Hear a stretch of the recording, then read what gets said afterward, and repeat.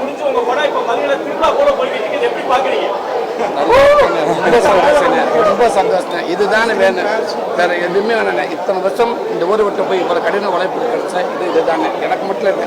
இந்த படத்துல ஒர்க் பண்ண அத்தனை டெக்னீஷியனுக்கும் நடிகர்களுக்கும் இதுதானே பெருமை. இந்த மாதிரி படங்கள் கண்டிப்பா வருஷத்துக்கு ஒரு படம் யாராவது கொடுத்துட்டேன்னு ஆசைப்படுறேன்.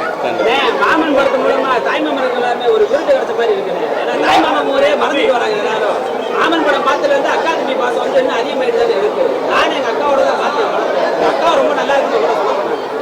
சென்டிமெண்ட் எல்லாமே பூஸ்ட் செய்யுது. அக்காவோட ஜோடி காம்பினேஷன் சூப்பரா இருந்துச்சு. ரொம்ப ரசிச்சு பார்த்தேன். செம்மையா இருந்துச்சு. இதுதான் பசங்க வரைக்கும் அது கனெக்டா இருக்கு இல்லைங்களா? அதுதான் இந்த படம். ஒரு சாதாரண ஒரு நடிகரா உள்ள வந்தீங்க, அப்புறம் ஒரு நல்ல காமெடி நடிகரா வள வந்தீங்க. இப்போ வந்து ஒரு ஹீரோவா உங்களை வந்து தடம் பதிச்சிட்டீங்க. இதுக்கப்புறம் வந்து இந்த இண்டஸ்ட்ரியில் வந்து இயக்குறதுக்கும் தயாரிக்கிறதுக்குமான வாய்ப்புகள் இருக்கா? இயக்குறதுல உங்களுக்கு இன்ட்ரெஸ்ட் இருக்கா? ஏன்னா எல்லாமே பார்த்துட்டீங்க, இதையும் அடுத்த கட்டத்தில் இல்லைண்ணே. நான் இன்னைக்கு இந்த கதையை நான் எதிர்பார்க்கவே இல்லை. நான் உட்காந்து கதை அடிபட்டே இருந்தேன். இப்போ இந்த நேரத்தில் நான் கதை இருந்த படம் இப்போ வந்து எதிர்பார்க்காத வந்துச்சு. நாளைக்கு இன்னும் யாருக்குமே தெரியாதுங்க. நம்ம கையில் எதுவுமே இல்லைண்ணே. ஆனால் ஒன்றே ஒன்று நடிச்சுக்கிட்டே இருப்போம்ண்ணே. நமக்காக கதை ரெடி பண்ண நிறையா பேர் இருக்காங்க, நமக்கு இயக்குறதுக்கு நிறையா பேர் இருக்காங்க. ஆனால் வேலை செய்ய நான் ரெடியாக இருக்கேன். அடுத்த படங்கள் எதுவும் வாய்ப்பு இருக்குதா?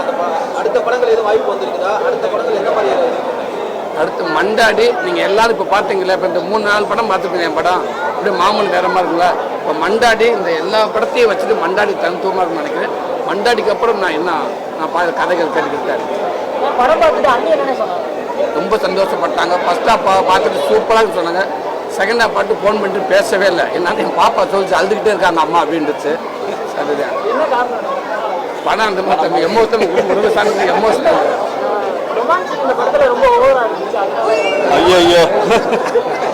நல்ல விஷயம் பாராட்டுறாங்க. ஃபர்ஸ்டே சொல்லிட்டாங்க ரொமான்ஸ் வரப்ப நல்ல டைம் கான்ஃபிடண்டாக பண்ணுங்கன்னு ஃபர்ஸ்ட் எனக்கு கொடுத்த என் ஒய்ஃப் தான் முதல் டிப்ஸ்.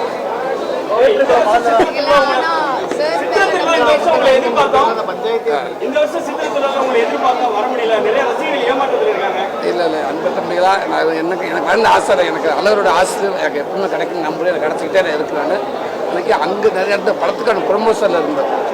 நம்ம மெயினாக லீட் ரோலை நம்ம பண்ணுறதுனால நமக்கான பொறுப்பு அதிகமாக இருக்குது. அதனால ஒரு ஊரில் நான் போயிட்டே இருந்தேன். அதனால வர முடியலை. படத்தோட லாஸ்ட் ஸ்டேஜ் ஒர்க்கு போயிட்டு இருந்துச்சு. அதனால வர முடியலை. அதோட ஆசீர்வாதம் எப்பவும் கிடைக்கும். அடுத்த வருஷம் கண்டிப்பாக இருக்கும்.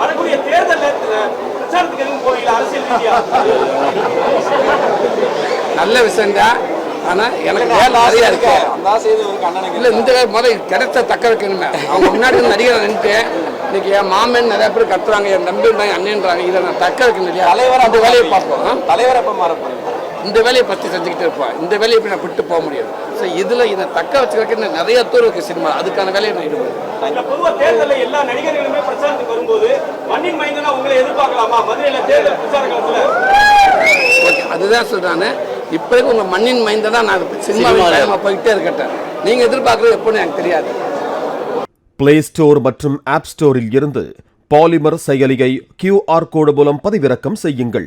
செய்திகளை உடனுக்குடன் பெறுங்கள்.